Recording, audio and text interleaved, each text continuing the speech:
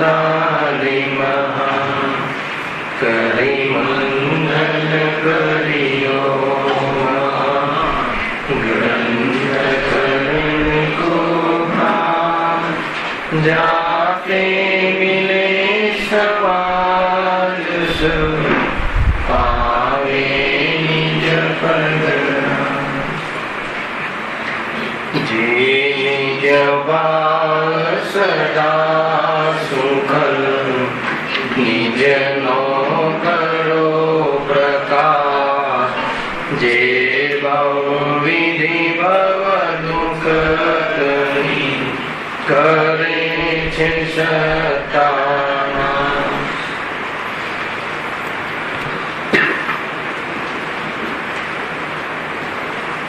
શ્રી વીર નિર્માણ મહોત્સવ દરેક જીવે પોતપોતાના ક્ષેત્રમાં દ્રઢ સંકલ્પ કરીને મનાવ્યું જશે. વીર પ્રભુનો જે નિર્વાણ દિન એનું નિમિત્તપણું પામીને આપણે સંકલ્પ તો કર્યો જ હશે કે એકમાત્ર સુખની અવસ્થા મોક્ષ દશા જ છે. આત્માનું હિત તો મોક્ષમાં જ છે. દેહથી રહિત, દેહ બુદ્ધિથી રહિત, દેહના લક્ષથી થતા રાગાદી ભાવોથી રહિત, એમાં નિમિત્ત બનવા વાળા દ્રવ્ય કર્મથી રહિત અને જેના લક્ષથી રાગાદી ભાવ કરતો હતો જીવ એવા બાહ્ય પદાર્થોથી રહિત અનંત સુખ આવ્યા બાદ સુખથી યુક્ત એવી જે દશા છે, જે શુદ્ધાત્મામાં લીન થવાથી પ્રગટ થાય છે, એવી દશાને પ્રાપ્ત થવું એ જ માત્ર એક વિશ્વમાં સુખની અવસ્થા છે. એ સિવાય કોઈ પણ અવસ્થા સુખની નથી. કમસે કમ એવો દ્રઢ સંકલ્પ અને આ દશાને પ્રાપ્ત એક આત્મા જ થઈ શકે છે. અને હું પણ એક બીજભૂત પરમાત્મા શક્તિ વાળો આત્મા છું અને આ દશાને પ્રાપ્ત થવાનો મને અધિકાર છે અને આ દશાને પ્રાપ્ત કરવાનો મારામાં પુરુષાર્થ છે. જો આવો પણ સંકલ્પ થયો હોય તો સમજી લેવું કે એની દિવાળી સુધરી ગઈ છે. એમ સમજવું. એટલે વાત અહીંયા યાદ કરાવી, ક્યારે પણ આપણું આ મહત્વપૂર્ણ કાર્ય ભૂલવા જેવું નથી. નાસ્તિથી કહીએ તો કશાયો મટાડવી, અસ્થિથી કહીએ તો સ્વભાવને પ્રગટ કરવો. એકમાત્ર જીવ આ પોતાના નિજ કાર્યથી વંચિત રહ્યો, જેને લઈને એને અનંત પંચવિકલ્પ પરાવર્તન કર્યા. સંસારના પરિભ્રમણથી થાક લાગવો એ સ્વાધ્યાયનું ફળ છે અને સંસારનો થાક ઉતરી જવો એ શુદ્ધાત્માની દ્રષ્ટિનું ફળ છે. શાસ્ત્ર સ્વાધ્યાયના માધ્યમથી એ તો ખ્યાલમાં આવી ગયું કે ભાઈ આ કષાયમાં રહેવા જેવું નથી, પરંતુ શુદ્ધાત્માની દ્રષ્ટિ કર્યા વગર કષાયના અભાવનો પ્રારંભ પણ થતો નથી. આ વાત સમજવા જેવી છે. અવસર જતો ના રહે એ વાતની કાળજી કરવા જેવી છે. એટલા માટે મહાપર્વ નિર્વાણ દિન વીર પ્રભુનું આપણે આ સંકલ્પ કરીને આ નૂતન વર્ષ નો પ્રારંભ આપણે કરી રહ્યા છીએ. એના પછીના સેશનનું આપણું આ મોક્ષમાર્ગ પ્રકાશકની પ્રથમ વ્યાખ્યાન છે. યોગાનુયોગ અત્યારે શાશ્વત અષ્ટાનિકા મહાપર્વ પણ ચાલી રહ્યું છે. જે જળવેગમાં જે પ્રધાન છે એવા દેવગતિના દેવો, જેમની પાસે રત્નોના વિમાનો છે, જે જળવેગમાં કોઈ કમી નથી, સંસારી જીવ જેમાં સુખ માને છે એવા સંયોગોની જેમાં કમી નથી, એવા દેવગતિના દેવો પણ 8 દિવસ દરમિયાન વિતરાગતાની પ્રાપ્તિ અર્થે, એ રાગ મિટાડવાના અર્થે નંદીશ્વર દીપમાં જઈ અને પૂજન આદિની રચના કરે છે. એટલે એ ખ્યાલમાં આવે છે કે આત્મ વૈભવ જેવું કોઈ ઉત્કૃષ્ટ વૈભવ નથી. ચિંતામણી પારસનાથ ક્ષેત્રે અમે જે શિબિરનું આયોજન કરીને જે શિબિર ત્યાં હાલ કરીને આવ્યા, ત્યાં સવારના સમયમાં બેનશ્રીના વચનામૃતમાંથી 392 નંબરનો બોલ લીધો હતો. સુંદર બોલ હતો. એક જ લીટી પર ત્યાં વિશેષ ચર્ચા થઈ. નિજ ચૈતન્ય તત્વ તો વિશ્વનું ઉત્કૃષ્ટ અને ચમત્કારિક તત્વ છે. ખાલી આટલી પંક્તિ પર ત્યાં અમે લોકોએ વિશેષ ચર્ચા કરી. તમે તો હતા બધા જયેશભાઈ. ખરેખર આ મહાન તત્વ છે, અપ્રભાવી તત્વ છે ભાઈ. વરદાન રૂપ તત્વ છે, ક્ષમા સ્વભાવી તત્વ છે. અનંત કાળથી આપણે આપણા પ્રત્યે એવો કાળો કેર બતાવ્યો, પોતાની ઓળખાણ ભૂલીને હું અપમાન કર્યું, છતાં ચૈતન્ય તત્વ હાજરા હાજર છે. એકવાર કોમળ દ્રષ્ટિ, સમ્યક દ્રષ્ટિ કર પોતાના સ્વભાવ પર, તો અનંત કાળના જે આ ભાર છે એ ઉતરી જાય. વરદાન છે કે નહીં? કમાલની વાત છે કે અપ્રભાવી તત્વ કહ્યું. પર્યાયમાં ગમે એટલું હીન જ્ઞાન થઈ ગયું તો પણ જડ ન થયું. અનંત કાળથી દેહના સંયોગમાં રહ્યો તો પણ એ પરરૂપે ન થયો. એવી એનામાં અજબ અસત નામની શક્તિ કે જેના કારણે પરનો એક પરમાણુ પણ પ્રવેશ કરવા માટે સમર્થ ન રહ્યો અથવા ન થયો. એનામાં સતનામની શક્તિ કે જેના કારણે પૂરા અસ્તિત્વથી પૂરા સામર્થ્ય રહ્યો. આવું ચમત્કારિક તત્વ એની ચર્ચા ત્યાં બહુ જ વિશેષ રીતે થઈ. એના પછી આજે નિર્વાણ થોડી વાતો કરીએ ને, જ્યાં જઈને આવ્યા હોય એની વાતો કરી, જ્યાં જઈને આવ્યા હોય એની વાત આપણને યાદ આવે વગેરે નહીં. એના પછી મોક્ષ પ્રકાશક નો 9મો અધિકાર ત્યાં વિશેષ ચાલ્યો. નિર્વાણનું મહત્વ, મોક્ષ દશાનું જે પ્રાપ્ત કરવાનું આપણું ધ્યેય છે એ સંબંધી ટ્રસ્ટ આવવો જોઈએ, વિશ્વાસ આવવો જોઈએ. એનો પુરુષાર્થ કઈ રીતે કરવો એની ચર્ચા નેક્સ્ટ યર આવશે. 6 દિવસમાં કેટલું થાય, છતાં પણ ઘણી ચર્ચાઓ, વિશેષ ચર્ચાઓ. ખરેખર પોતાના સ્વરૂપમાં લીન રહીને આ જીવન રહેવું જોઈએ એ મુખ્ય છે. કદાચિત આપણો એવો પુરુષાર્થ ન ઉપડે તો એમાં લીન રહી શકાય એવા અવસરો હંમેશા રહે, અને એવા અવસરોમાં આપણી એક એક પળ વીતે એવી ભાવના તું જરૂર આ નવા વર્ષની બોણીમાં આ વાત આપણે કરી. નવું જૂનું તો અપેક્ષિત છે. ખરેખર તો બહારના સૂર્યની અપેક્ષા એ કાલભેદ છે, આજે કાલે, પરંતુ આત્મા અનાદિ અનંત કાલ પ્રવાહમાં ગુરુદેવે નારો આપ્યો કે ત્રિકાલી ધ્રુવ વિદ્વાન આત્મા. ગઈકાલે એ તો કોઈ વ્યવહાર કાલના હિસાબે ભેદ છે, પરંતુ હું તો ચેતન ચેતન ચેતન ધારાવાહી, મારામાં કોઈ કાળભેદ નથી, કાળભેદના કારણે હું કોઈ અન્ય નથી. આ રીતે નિજ ચૈતન્ય સ્વરૂપ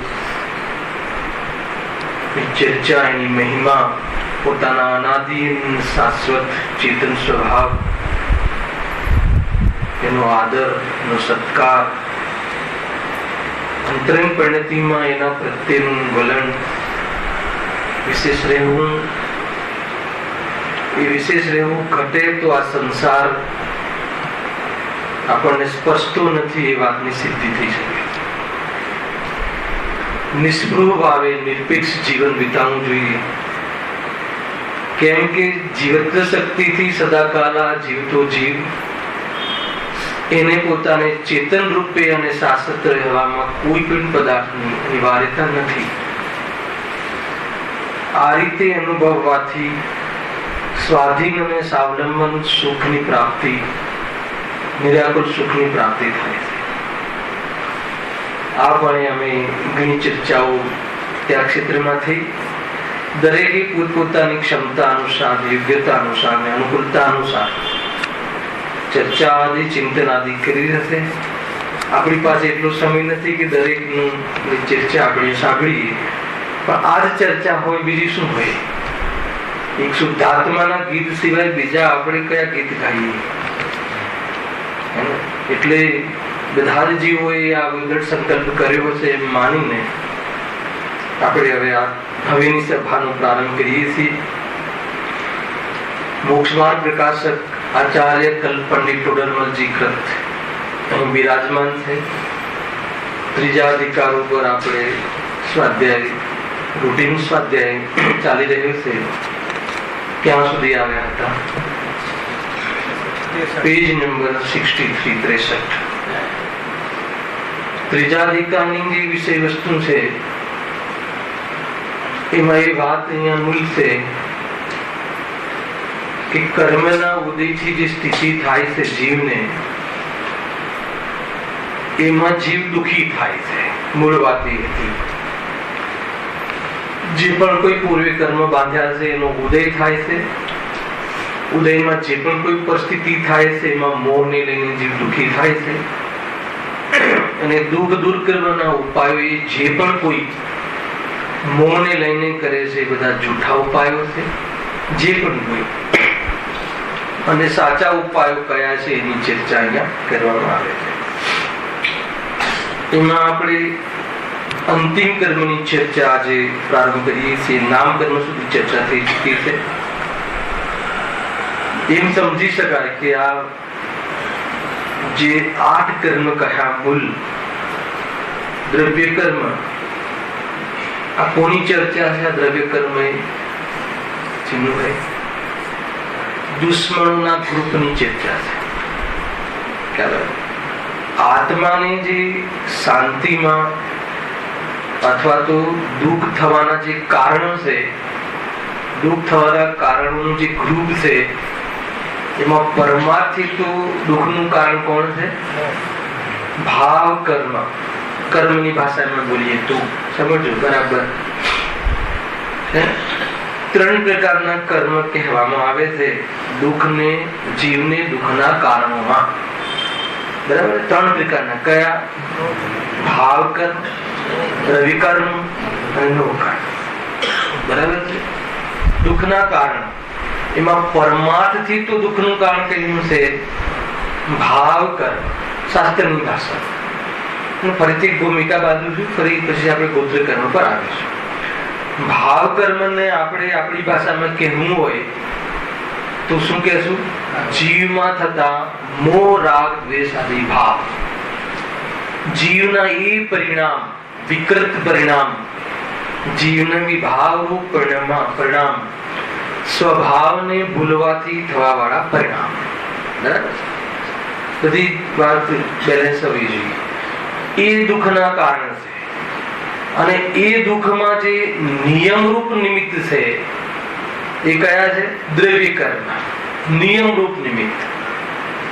મોહનીય કર્મનો ઉદય હોય એ કાળમાં જીવ મોહ ન કરે એવું ન બને, પણ મોહ કર્મના કારણે મોહ કર્યો એમ નહીં.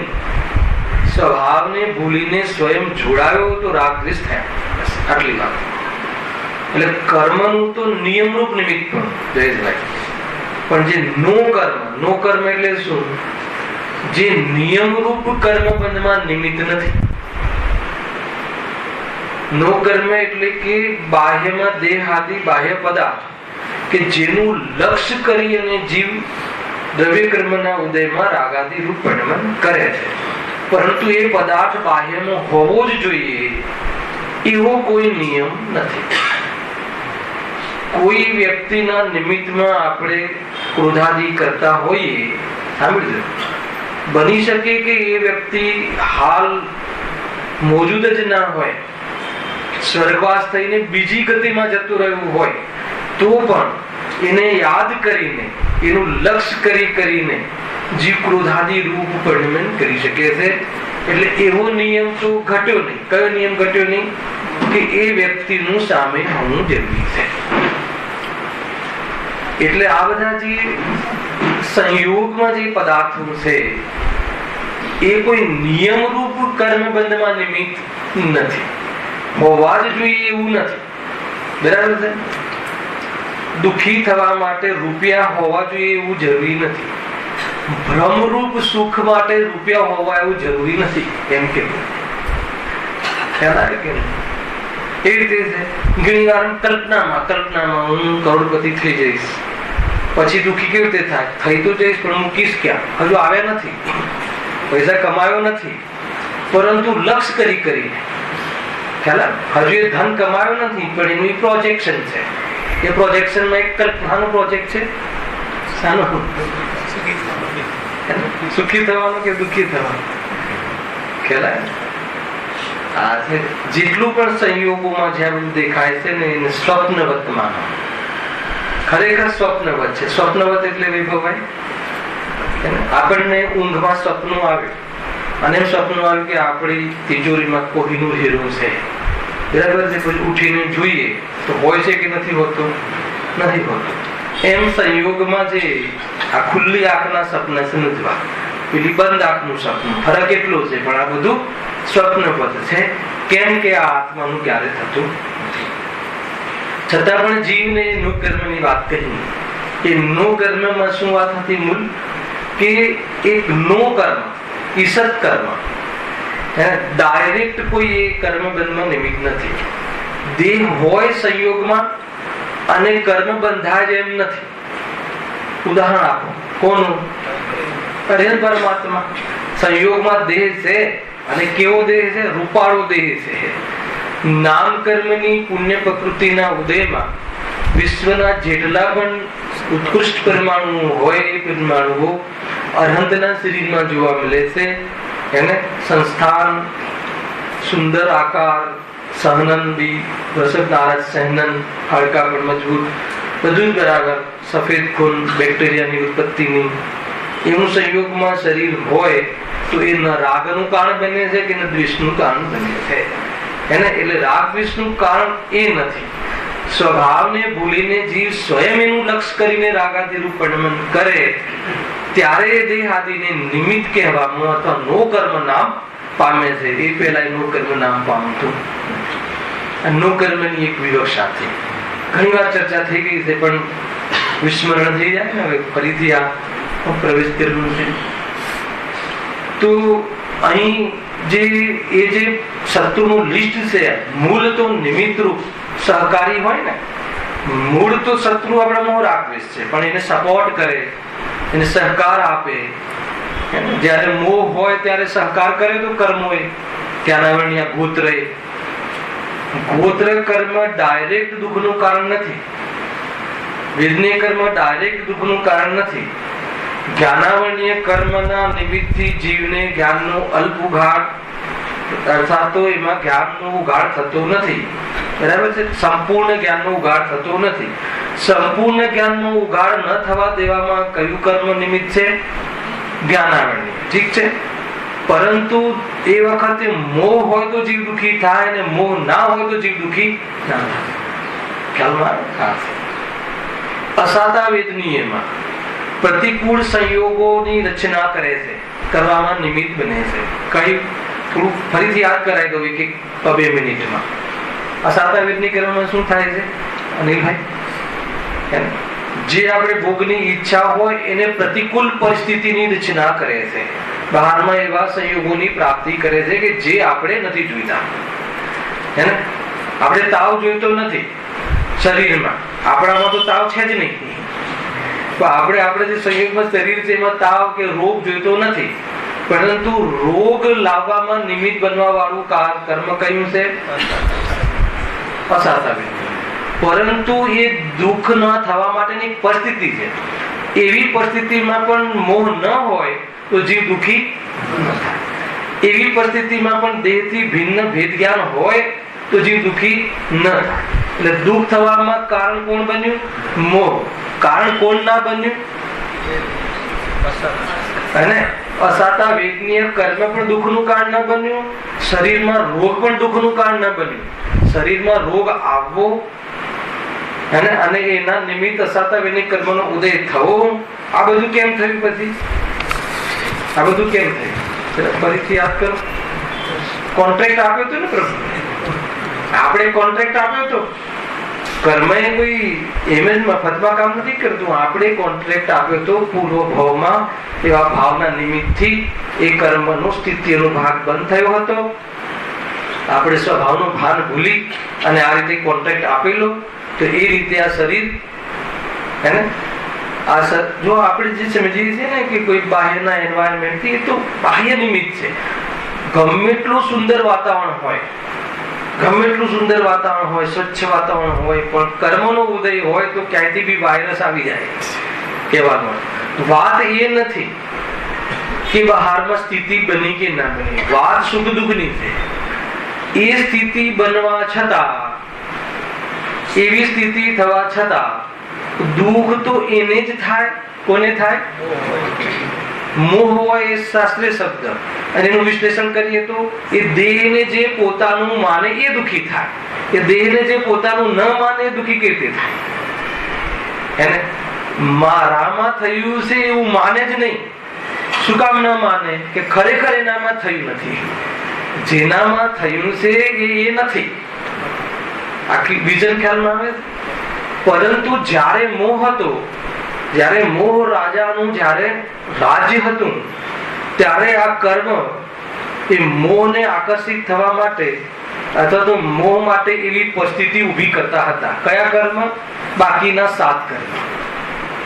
ખ્યાલમાં? એટલે દુઃખમાં ડાયરેક્ટ નિમિત્ત કારણ પણ કોણ છે?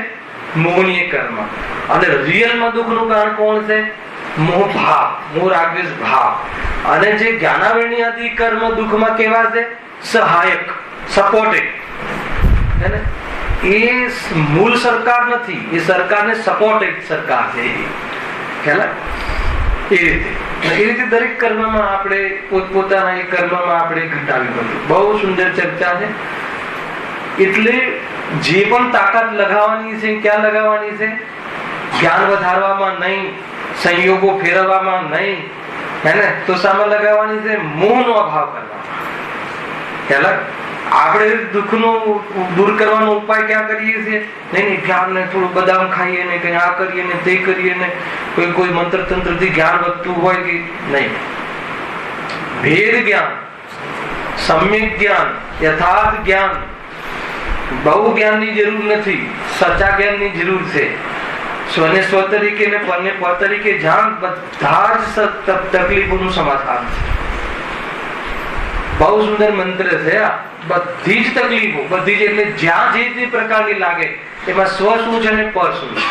એક બી તકલીફ મૂકો ને આ સિદ્ધાંત તમે એડોપ્ટ કરો, આ સિદ્ધાંત તમે એપ્લાય કરો, તમે જુઓ તરત જ સમાધાન થઈ જશે. કરો, અને હાલ પ્રયોગ કરો. જાઓ ગુરુદેવ પાસે ને કહો, ગુરુદેવ શ્રી દુકાન ચાલતી નથી, અમે બહુ દુઃખી છીએ. ગુરુદેવ શું કહે? કોની દુકાન, આત્માની દુકાન હોય કે ના હોય, વેદ્યાંકાર એમને ખાલી નથી કહેતા તારી કઈ રીતે હોય, તારી સાથે અહીંયા નથી આવતી, એનામાં તારું ચિહ્ન નથી, એનામાં ચેતન નથી, તું ચેતન છે, બે લક્ષણથી ભિન્ન. ખ્યાલ આવ્યો કે સંયોગમાં જરીક આવ્યું શું કે તે તારી દાનત બગાડી, તો એ દાનત ખરાબ થઈ છે ને એટલી દુઃખી છે, દાનત સુધારી દે. કેટલું સુંદર ને સિમ્પલ છે, બતાવવામાં કયું મોટું વધારે કોઈ તકલીફ વાળું કામ. તું દાનત ખરાબ રાખે, બીજી વસ્તુ પર અધિકાર જમાવે અને કહે કે મારી થતી નથી, તો એ તો તારો દોષ છે. તો કે દોષ દૂર કરી દે, તો દોષ દૂર વેદ જ્ઞાનથી એને પ્રમાણ આપે છે જ્ઞાનીઓ.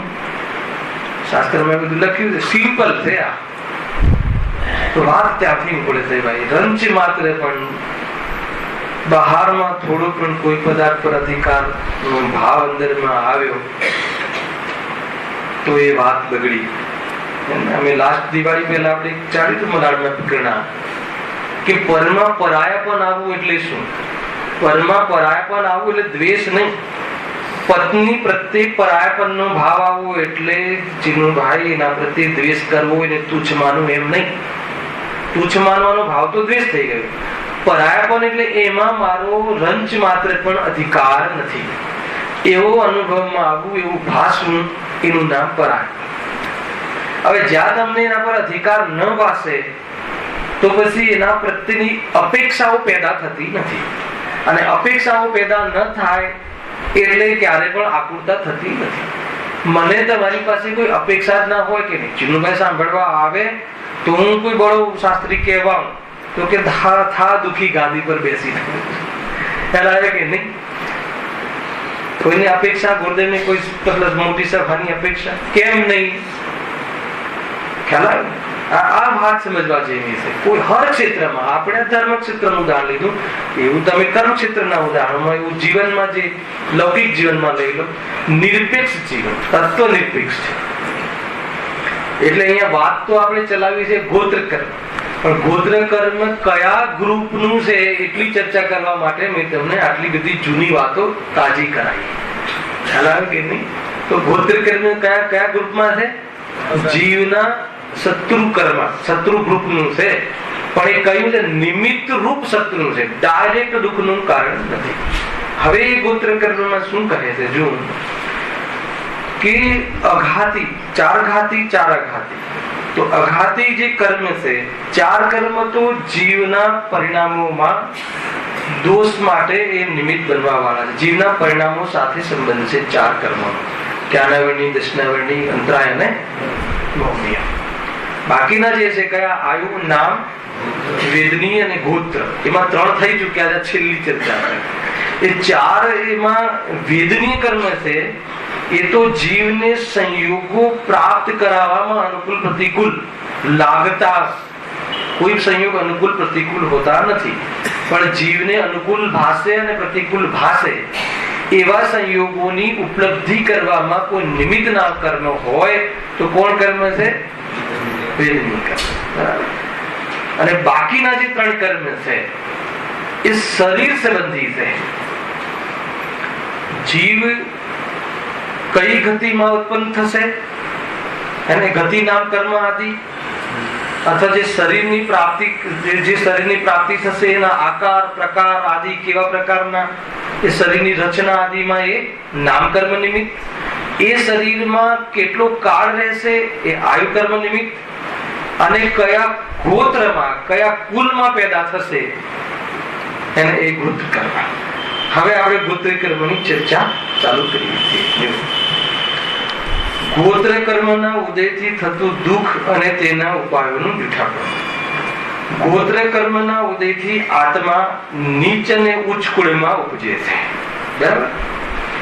ત્યાં ઉચ્ચ કુળમાં ઉપજતા પોતાને ઊંચો માને છે, તથા નીચ કુળમાં ઉપજતા પોતાને નીચો માને છે.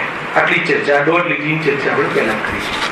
ગોત્ર કર્મ નિમિત્તથી જીવની સાથે કેવી પરિસ્થિતિ બને છે? ઉચ્ચ કુળમાં અને નીચ કુળમાં એનો જન્મ થાય છે. હવે મને બતાવો કે કયું કુળ નીચ કહેવું ને કયું કુળ ઊંચ કહેવું. ખ્યાલ આવે? પહેલા તો એ પ્રશ્ન ઉભો થશે.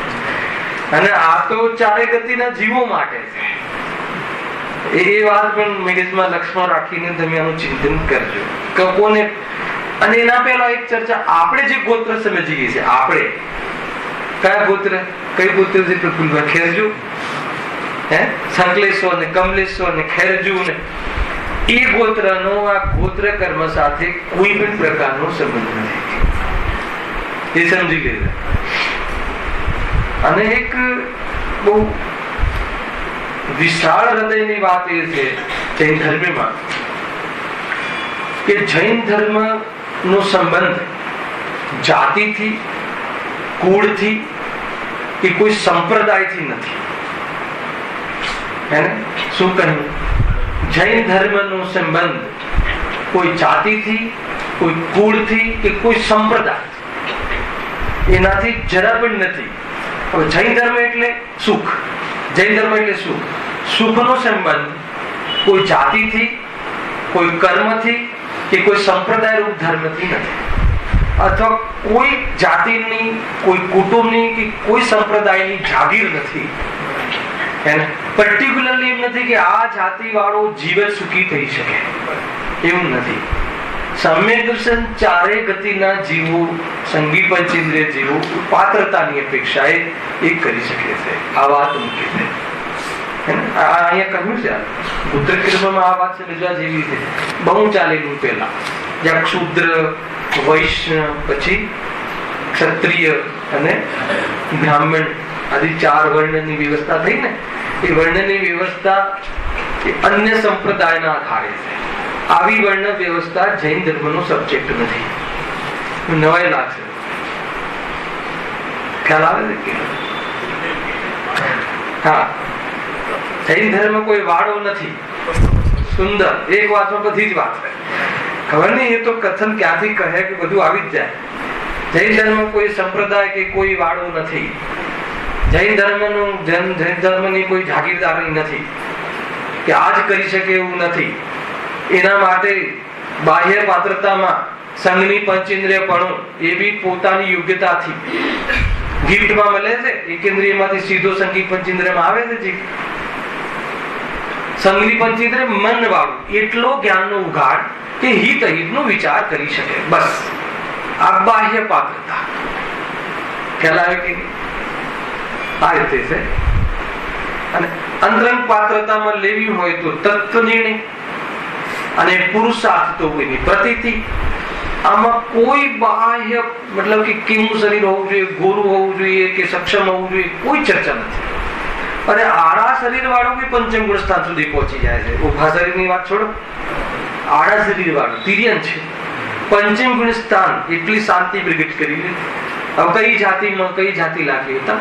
કૂતરા, બિલાડા, દેડકા, હાથી, સિંહ એ જયારે આત્મદર્શન કરીને મોક્ષ માર્ગના દાવેદાર બની શકે છે, મોક્ષના, તો હવે કોણ ના અને કોણ હા ક્યાં આવ્યું હતા? તો એ વાત અહીંયા છે નહીં. ગોત્ર સાથે કોઈ ડાયરેક્ટ સંબંધ નથી. તો અહીંયા એમ કેમ લખ્યું કે ઉચ્ચ કુળમાં અને નીચ કુળમાં? ખ્યાલમાં આવ્યું કે નહીં?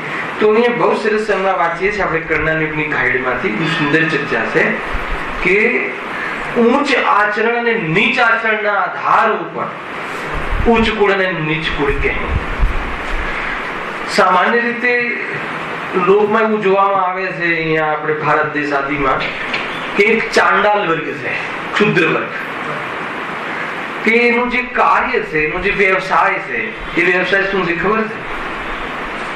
રાજેશભાઈ ગામડામાં રહ્યા છે નહીં ખબર હશે કે જ્યાં બી કોઈ ઢોર મરી જાય તો એ લોકો એ ઢોરને ઉઠાવી લે અને ગામના છેક છેડે એક ક્ષેત્ર હોય, વ્યવસ્થા શું કહેવાય છે? કંઈક નામ છે, વાળું કેવું કઈ કહેવાય છે જનરલી. હા, વાગીલ વાળું, હા એવું કઈક કહેવાય.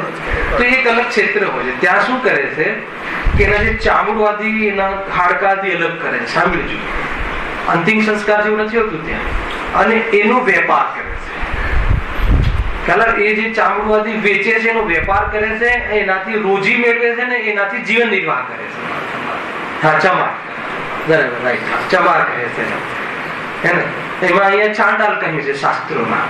તો જે હવે તમે એમાં મોટું મોટું એ સમજ્યું છે કે જે વ્યવસાયમાં હિંસા હોય આવી ગયું અંદર, હવે કોઈ મતલબ કે એકદમ સોફિસ્ટિકેટેડ આમ લાગે એ રીતે હિંસા કરે, અર્થાત તો એવા વેપન્સ આદિ બનાવે અને પોતાની રોજી રોટી રડે, કાં તો એવી કંપનીઓમાં શેર ખરીદે, બધું જ આ લાગુ પડે.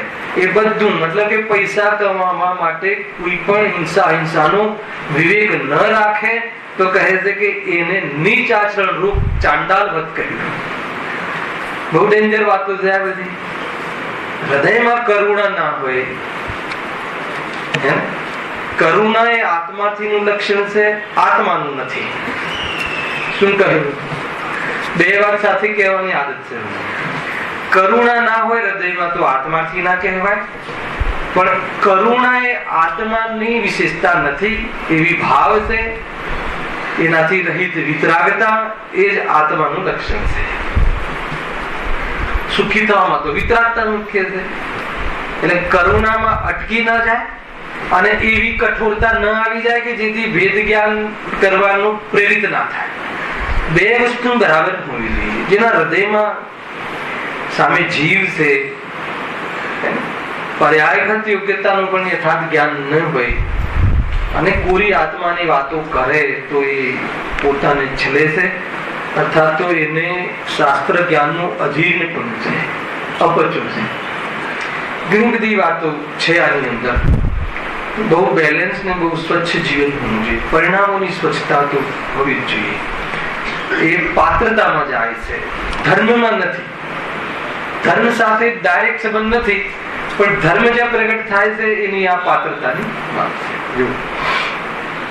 શું કહ્યું કે નીચ આચરણ ને ઊંચ આચરણ, એમાં આમાં ચર્ચા છે. હું તમને આમાંથી વાંચું છું.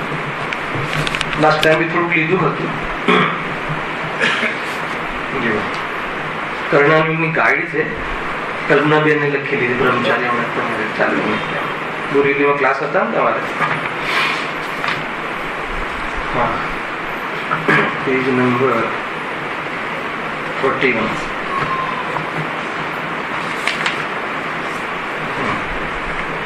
जो શું લખ્યું છે? संतान क्रम से आए जीव के आचरण को गोत्र कहते हैं. गोत्रનો સંબંધ ઊંચ નીચનું જ્ઞાન કરાવે એ ગોત્ર કર્મ. શોર્ટકટમાં લઈને ઊંચ નીચનું ઊંચ આચરણ નીચ આચરણની ચર્ચા કરે છે. संतान क्रम से आवे जीव के आचरण को गोत्र कहते हैं. આ એક ગાથા છે ગોમટસારની, એનો એક સરલાર્થ છે, અન્વયાર્થ છે. આગળ કહે છે કે ઉચ્ચ આચરણ ઉચ્ચ ગોત્ર है, નીચ આચરણ નીચ ગોત્ર है. હવે અમે એક સંતાન ક્રમ નામનો શબ્દ પડ્યો છે, એટલે આપણે પેઢી શબ્દ લઈએ છીએ આપણે કે હવે 7 પેઢી 6 પેઢી, એનો અર્થ એ નથી. એ અહીંયા કહે છે આપણે જે ગોત્રની વ્યવસ્થાઓ કરી છે એ અલગ અપેક્ષાએ, વેપાર અપેક્ષાએ, ગ્રુપ અપેક્ષાએ લોક એટલા બધા મનુષ્ય થઈ ગયા કે જેથી આચરણનું એ બધું અલગ અલગ વિભાજન થયું. એટલે એ વખતે જેટલા વર્ષો પહેલા એ નવી ઉપજ છે. સમાજની એક નીતિ જળવાઈ રહે એટલા માટે એ થયેલા વિભાગો છે, પરંતુ એને ધર્મ સાથે કોઈ સંબંધ નથી. એમ મારે કહેવું છે. એ જે છે એ સંસારની નીતિ વધતા જળવાઈ રહે, સભ્યતા જળવાઈ રહે, એ અર્થે સમાજે, સમાજના નેતાઓએ એ કરેલી વ્યવસ્થાઓ છે.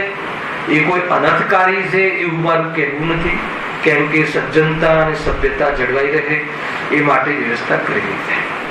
શાસ્ત્રમાં એવા ઘણા પ્રશ્નો પણ આવે છે કે ભાઈ જેમ કે વ્યભિચારાદી થાય છે ત્યારે આ વાત બહુ સામે આવે છે કે ગોત્રમાં કરવું કે ના કરવું કે આ બધી વાતો આવે છે. અને પહેલાના જમાનામાં તો જે આપણા જ્ઞાનીઓ થઈ ગયા એમાં તો અંદરો અંદર બધું થતું હતું વ્યભિચારાદી. એનું આપણને એ એક પ્રકારથી પ્રમાણ પણ આપે છે કે જેને એક ગોત્રમાં વ્યભિચારાદી કરવું હોય તો મૂળ વાત એમાં પંડિત ટુડરમેલજી મોક્ષ પ્રકાશકમાં આવશે. આપણે 5મા અધિકારમાં બહુ ખુલાસા તેમાં એક જવાબ આપે છે શોર્ટકટમાં કે એમાં કોઈ મિથ્યાત્વ નામનો દોષ નથી. પહેલા તો દોષ તો મોહ રાગ દ્વેષ છે, પરંતુ સમાજની વ્યવસ્થાનું ઉલ્લંઘન કરવાનો જે દોષ છે એ દોષ જરૂર લાગે. જે ટ્રેન્ડ તમારા સમાજનો, જે સમાજના જે નેતાઓ કે જે સજ્જન જીવો છે એમને જે નીતિ નક્કી કરી હોય એનું ઉલ્લંઘન પણ ઉચિત નથી એવું પણ ત્યાં લખ્યું છે. કે એક જમાનામાં એવું હતું કે ભાઈ પોતાના બ્લડ રિલેશન સિવાય અન્ય જગ્યાએ જેમ કે અમુક સંબંધોના એંગેજમેન્ટ થતા હતા, તો ગોત્રની વાત ક્યાં રહી. તો હવે છતાં પણ આપણા સમાજમાં એવી કોઈ ઠગ હોય, એવી કોઈ પ્રથા હોય કે જે કુરીતિ તો નથી જ કમ સે કમ, તો એને ફોલો કરવી જોઈએ કે જેથી કરીને સમાજની વ્યવસ્થા, કુસમ આદિ બધું ન બગડે, જે ક્લેશના કારણ ન બને એવી સામાન્ય ઔપચારિક વાત પંડિતજીએ ત્યાં કરી છે. એટલે જોવા જઈએ તો ગોત્ર કર્મ એની સાથે સંબંધ નથી. આપણો વિષય એ છે. અને થોડી ગોલી વાત આવી ગઈ. આના માટે ફૂલચંદ શાસ્ત્રીએ એક આખી બુક લખી છે, ધર્મ, વર્ણ અને જાતિ. બહુ સુંદર લખી છે ફૂલચંદ શાસ્ત્રી. અને જે આચાર્ય શ્રી વિદ્યાસાગરજી મહારાજને જે ભણાવતા હતા ફૂલચંદ શાસ્ત્રી, અને આપણે જે ખાન્ય તત્વ ચર્ચા થઈ તો આપણે ત્યાંથી જે એમને નેતૃત્વ કર્યું હતું એ આપણે ગુરુદેવશ્રીએ જેમને મોકલ્યા હતા એ ફૂલચંદ શાસ્ત્રી. આજે બી 2 બુકો છે, મોટા મોટા ગ્રંથ, એ ચર્ચાઓ અમારી પાસે ઉપલબ્ધ છે અને બહુ મોટી મોટી ચર્ચાઓ થયેલી છે. 10-10 પાના સુધી તો શંકાઓ લખીને જ વાત કરવાની ત્યાં પદ્ધતિ હતી. 10-10 પાનાની શંકાઓ જેમ કરે વિદ્વાનો. અને અહીંયા આપણી ધારાના આધારે પંડિત ફૂલચંદ શાસ્ત્રી જે જવાબો આપ્યા આ શાસ્ત્રના માધ્યમથી કે ગુરુદેવશ્રીએ જે પણ ચર્ચાઓ કરી છે પૂરી આગમ પ્રમાણિક છે અને કર્મત પર્યાય જેવી પણ તે બધી ઘણી વાતો હતી. આ તમને પરિચયમાં કહું. એ જ આપણે દિગંબર જૈન ધર્મના જે નેતાઓ, મૂળ વિદ્વાનો હતા એમાંથી એક હતા ફૂલચંદ શાસ્ત્રી. અને જ્યારે એ અત્યારે વિદ્યમાન આચાર્ય વિદ્યાસાગરજી છે એમને ભણાવતા, એને શાસ્ત્રી ફૂલચંદ શાસ્ત્રી એમને અભ્યાસ કરાવતા જે એમને કોઈ કમી હોય તો. એટલી માસ્ટરી જ હતી શાસ્ત્રોમાં. એમને આપણને અહીંયા કહ્યું કે નહીં આ વાત પરમ સત્ય છે. તો એમની બહુ સુંદર પ્રતિ છે, વાંચવા જેવી છે, કોઈને વાંચ્યું હોય તો. અહીંયા એ ગોત્ર સાથે આ ગોત્રી કર્મને દૂરદૂરનો સંબંધ નથી, એક સામાન્ય વ્યવસ્થા છે. હવે માની લો કે ગોત્ર કર્મનો સંબંધ એની સાથે કેમ નથી એના 2-3 બિંદુ અહીંયા આપ્યા છે, એની ચર્ચા કરીને આપણે આગળ વાંચી લઈએ. यहाँ संतान क्रम से आय का भाव शारीरिक पीढ़ियां न होकर भव परंपरा है. शारीरिक પેઢીથી સંબંધ નથી, ભવ પરંપરા છે. આમાં એક સંસ્કારનો બી પોઈન્ટ આવે છે, એ આપણે ચર્ચામાં લઈશું યથાયોગ્ય સમય, નહીં તો કાલે રવિવાર છે એની ચર્ચા કરીશું. ઘણી એવી ચર્ચાઓ ચાલી રહી છે કે સંસ્કાર સાથે આવે કે ન આવે, સંસ્કાર પડે કે ન પડે, એ બાબતમાં પણ ઘણી અહીંયા ડિસ્ટર્બન્સ અંદર છે ચર્ચાઓમાં. આપણે તો એની ચર્ચા પણ આપણે ખુલાસા કરીએ. અહીંયા વાત આવે છે કે આ સંતાન ક્રમ से आय का भाव शारीरिक पीढ़ियां न होकर भाव परंपरा. એ શું છે ભાવ પરંપરા?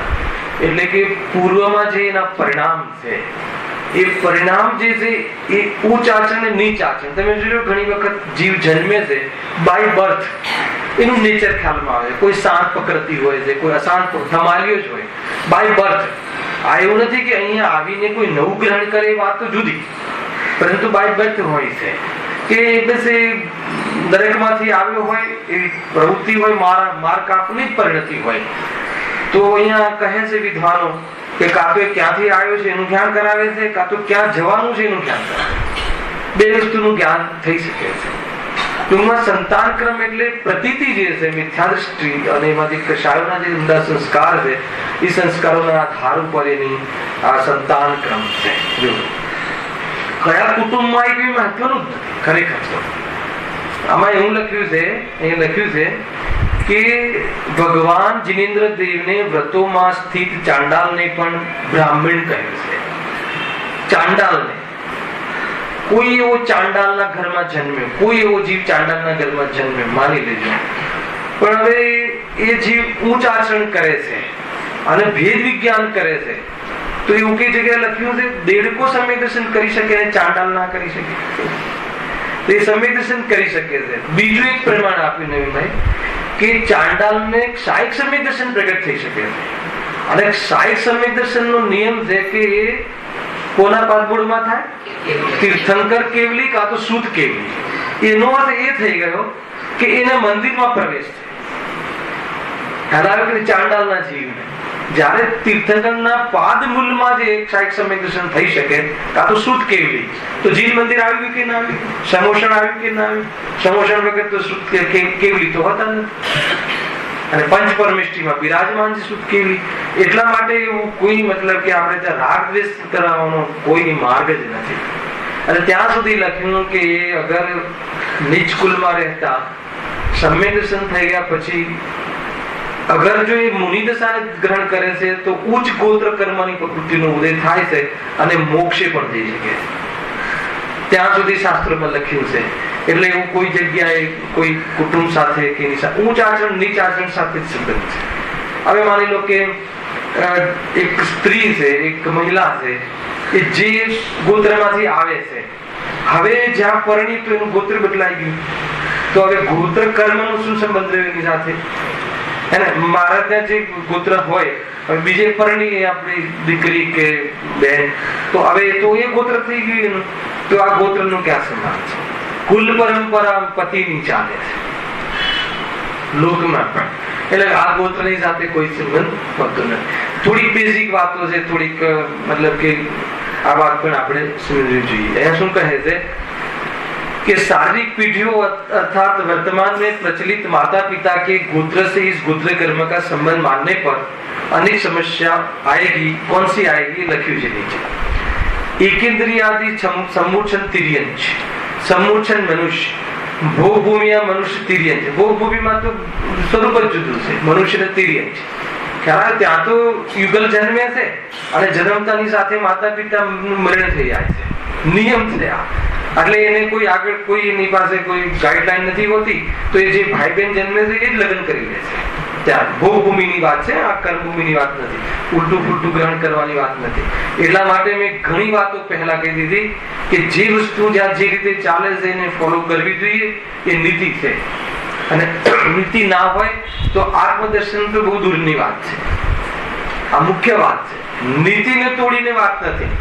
નીતિ અલગ છે, સિદ્ધાંત અલગ છે.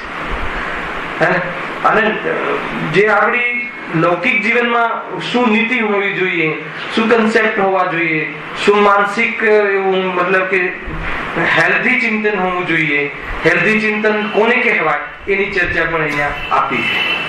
બહુ સુંદર વાતો છે. આપણે શરૂમાં પૂરી ભાવના ભાવી નિચૈતન્ય શક્તિની ચર્ચા કરી. પણ નિચૈતન્ય શક્તિ જે પર્યાયમાં પ્રગટ થવાની છે એની ભૂમિ અને એનું જીવન કેવું હોવું જોઈએ એ પણ કર્મના ચિંતનના માધ્યમથી આપણને થોડો ખ્યાલ આવે છે. જો कुंडावसरणी काल के अतिरिक्त शेष कालों देवनार्कियों में वर्तमान प्रचलित गोत्र परंपरा नहीं होने से इस सभी को गोत्र कर्म से रहित मानने का प्रसंग आएगा, जो कि आगम आदि प्रमाणों से विरुद्ध है. अब एकेंद्रिय ने કહ્યું પછી ને તો કોઈ ગોત્ર જ નથી. અહીંયાથી જીવ ગયો પછી એકેન્દ્રિયમાં ગયો, તો હવે કયું ગોત્ર રહ્યું? પાછી તમારી બીજી પેઢીમાં પાછો આવ્યો તો કયું ગોત્ર રહ્યું? એટલે આ ગોત્રનો એનો કોઈ પણ સંબંધ નથી. जिनागम में चतुर्गति संबंधी 197 लाख करोड़ या 199 लाख करोड़ कुल माने गए हैं, जो माता पिता के गोत्र अनुसार मानने पर संभव नहीं है. क्या मैच कर सकते? अभी चर्चा में लॉजिक आप्या है. एक ही गोत्र में एक ही माता पिता से उत्पन्न हुई संतान अपने अपने परिणामों के अनुसार पृथक पृथक गति प्राप्त करती है. आवाज पर जोरदार नाटक से विचार में तुमने वाचे नहीं बताओ है ना. बहुत सुंदर चर्चाओं से जिनागढ़ में. जो पेज नंबर 96 तुम्हारी पास हो. जैसे काहू चंडाली जुगल पुत्र जनेतीनी. ख्याल आई गयो છે, પ્રચલિત છે. जैसे काहू चंडाली जुगल पुत्र जनेतीनी. અને એક ચંડાલે યુગલ પુત્ર, બે પુત્રનો જન્મ બરાબર છે. હવે એને પુત્ર મરી જતા હતા એટલે એને શું કર્યું? એક દિયો બ્રાહ્મણ કઈ એક ઘર રાખ્યો હે. એક બ્રાહ્મણને આપ્યો અને એક પોતાની પાસે રાખ્યો. જન્મ્યો ક્યાં? ચંડાલ કુલમાં. ખ્યાલ? હવે એનો જન્મ સાથે આ ગોત્ર કર્મને સંબંધ નથી, એના માટે હું આ ઉદાહરણ આપ્યું. બરાબર. બામન કહાયો તીની મધ્ય માસ ત્યાગ્યો કીનો. ચંડાલ કહાયો તીની મધ્ય માસ ચાખ્યો હે. ચાખ્યો હે શું? એ તો એમાં સ્નાન કરે છે ચંડાલ ના ઘરે. તો શું કે છે? બામન કહાયો એને તો મધ્ય માસ નો ત્યાગ. પણ જન્મ્યો ક્યાં? ચંડાલ ત્યાં. મોકલ્યો ક્યાં? અને એને શું કર્યું? મધમાસ નો ત્યાગ કર્યો. અને ચાંડાલ ને ત્યાં છે તો એ રીતે. તો આ ક્યાં આવે? ઉચ્ચ આચરણ. હવે બતાવો ગોત્ર કર્મ નું ત્યાં શું લેવું?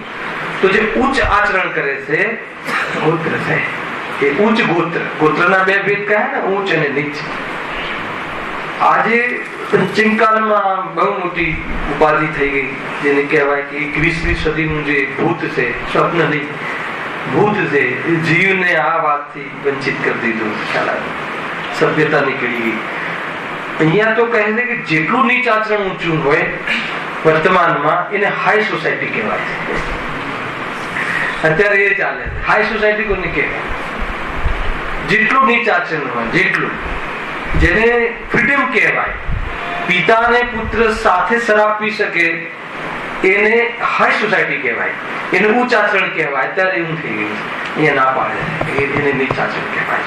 જન્મ તારો ઊંચા કુટુંબમાં, સભ્ય કુટુંબમાં થયો હોય કે જેનો વેપાર આદિ અહિંસા મુલક હોય, એવા કુટુંબમાં થયો છવા છતાં અગર એ જીવ નીચ આચરણ જીવન જીવે છે તો એને નીચ ગોત્ર કર્મ નું દે છે. બહુ સુંદર ચર્ચા છે, બહુ મહત્વ રાખે છે. આનું તમને આગળ શું ઉપયોગી છે એ બી તમને કહીશ કે આનું શું લોજિક છે, આ કેવા પાછળ શું છે. ધર્મ સાથે ડાયરેક્ટ સંબંધ ન હોવા છતાં પણ અને તીવ્ર કષાયોમાં જીવ અને પાંચ ઇન્દ્રિયોનો લોરૂપી જીવ ક્યારે પણ ભેદ વિજ્ઞાન રૂપ વિદ્યાને પારંગત કરી શકતું નથી. કસાયની મંદતા ધર્મ નથી, પણ કસાયની મંદતામાં ભેદ વિજ્ઞાનનો અવસર છે ખરો. અગર કસાયની મંદતામાં જ રોકાઈ જાય તો એ પણ ઉપયોગી નથી, પણ એ અવસરમાં ભેદ વિજ્ઞાન કરીને આત્મદ્રષ્ટિ કરી લે તો એ સાર્થક થઈ શકે છે.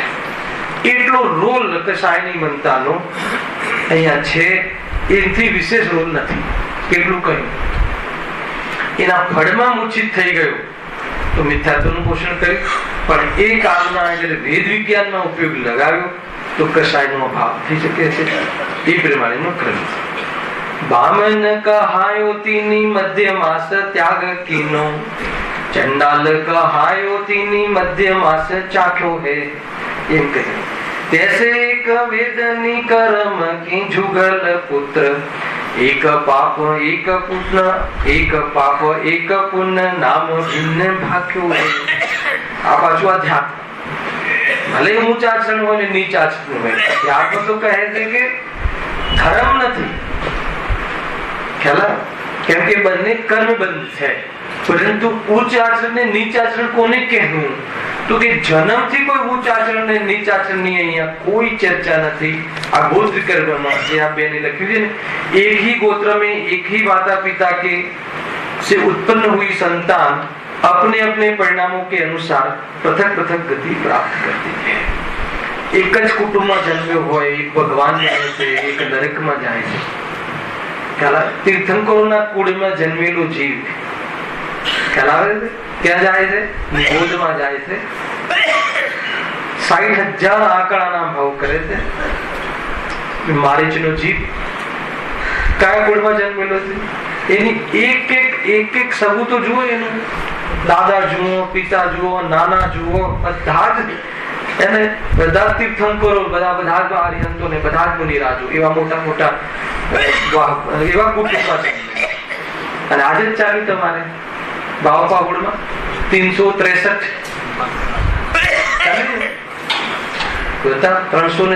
મત ચલાવે મિથ્યાત્વ. અને એ જીવ ગજબ છે. આપણે 24માં તીર્થંકર હમણાં વીર નિર્વાણ નો મહોત્સવ બનાવ્યો. કઈ પર્યાય ને ઓરથી મારે જીવને જોવું તો બતાવ. કોના દોષ જોઈને હું દ્વેષ કરું એ તો બતાવ.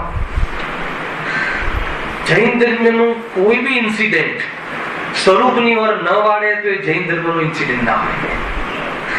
કોઈ બી ઇન્સિડન્ટ જૈન ધર્મનો વૈરાગ્ય ના લાવે અને વિતરાગતાની પ્રેરણા ના આપે, એ જૈન ધર્મનો ઇન્સિડન્ટ ના હોય.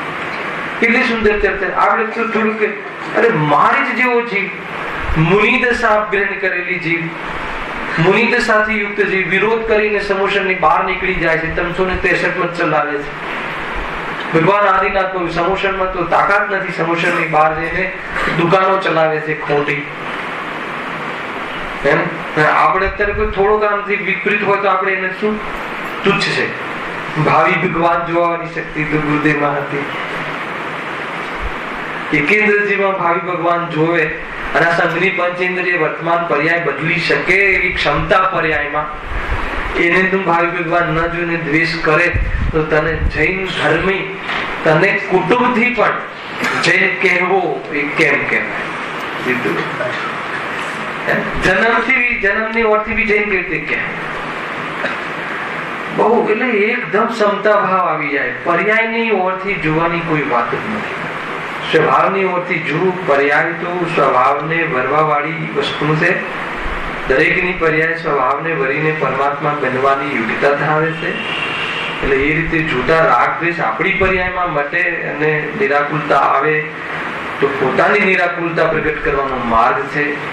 જીવ ગમે એટલું ચાહે કે પ્રફુલભાઈ આજે નિરાકુલ થઈ જાય, પણ એમને નિરાકુલ થવા માટે એમને જ પુરુષાર્થ કરવો. માર્ગ તો અને એ તો આપણા પક્ષમાં છે. તમારી નિરાકુલતા મારા હાથમાં હોય તો તમે કોઈ દિવસ નિરાકુલ નહીં થઈ શકતા. એ તો મારા આધીન થઈ જશે. મારે તમને હમણાં નથી નિરાકુલ કરવું, પણ હું ન ચાહું કે હું એને વિઘ્ન કરું. તમારે નિરાકુલ થવું હોય તો વિઘ્નના કારણમાં થઈ શકાય. કેમ કે વિઘ્ન કરે છે કોના ઉપર? જેના પર વિઘ્ન કરે છે હું નથી. વાત ખતમ. સમાપ્ત થઈ જાય છે. સંસાર નિર્મૂળ થઈ જાય. દ્રષ્ટિ, આત્મદ્રષ્ટિ કરતા સંસારનું મૂળ બળી જાય છે અને પરિણામ એમાં વળી જાય તો પર્યાય પરમાત્મા બની જાય છે. ચૈતન્ય શક્તિની આ ઓળખાણ છે. અને ચૈતન્ય શક્તિ પરમાત્માની ખાણ છે ભાઈ. અને કોણ છે? એ રહી ગયું છે. એ હું છું. અહીંયા સુધી તો વાતો કરી ભાઈ, પણ એ હું છું. એ મજા ના લીધી. એ હું છું એ મજા ના લીધી તો ત્યાં બધી સંસાર ઉભો રહેલો. થોડું ઘણું પુણ્ય કરીને આજે છેતરાઈ ગયું, સાતાના જ્ઞાનમાં સુઈ ગયું, એને જ મોક્ષ નામનું સુખ માનીને ભ્રમથી આશ્રમ અને મોક્ષ તત્વ સંબંધી ભૂલ કરીને મિથ્યાત્વ વધાર્યું. ઘણી બધી વાતો થઈ.